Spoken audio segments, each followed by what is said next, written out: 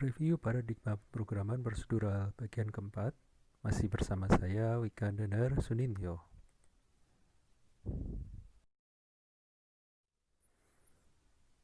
Oke, kita masih belajar tentang source code standard atau convention.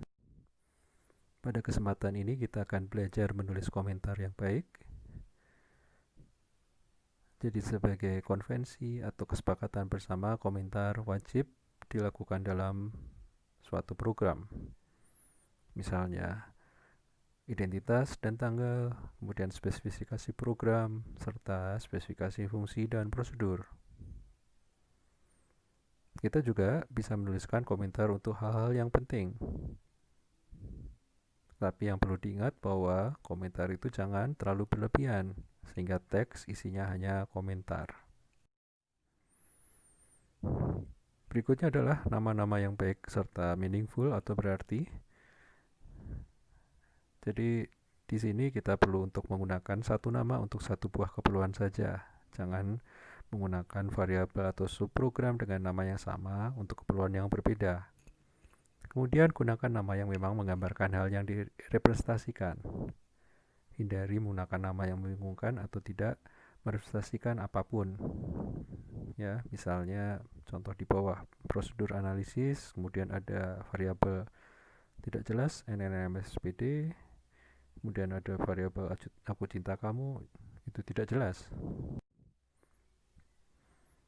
Berikutnya variabel. Untuk variabel, gunakan nama-nama yang punya arti atau penggunaan yang dikenal umum seperti flag, found, count, sum, index, min, max, dan sebagainya. Jangan gunakan untuk keperluan yang lain yang sama sekali berbeda. Untuk indeks IJK hanya digunakan untuk control loop. Kemudian tuliskan kode yang memang dipakai, jangan berlebihan. Bagian kode yang berlebihan tidak akan menimbulkan compile error, tapi beberapa compiler bisa memberikan warning. Hindari untuk menuliskan bagian kode yang tidak dipakai sama sekali, khususnya dalam menuliskan program yang utuh. Kemudian Anda juga perlu untuk menggunakan konstruk dasar program dengan sebaik-baiknya. Contoh, untuk analisis kasus, itu harus disjoin serta komplit. Walaupun mungkin tidak semua kasus dituliskan aksi yang eksplisit.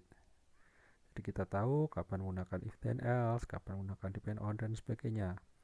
Untuk loop, gunakan loop yang benar. Jadi untuk setiap kasus beda penggunaan loopnya. Ya, jangan sampai salah. Kemudian untuk penggunaan standar skema, gunakan skema standar yang sudah disepakati. Nanti kita akan pelajari bersama.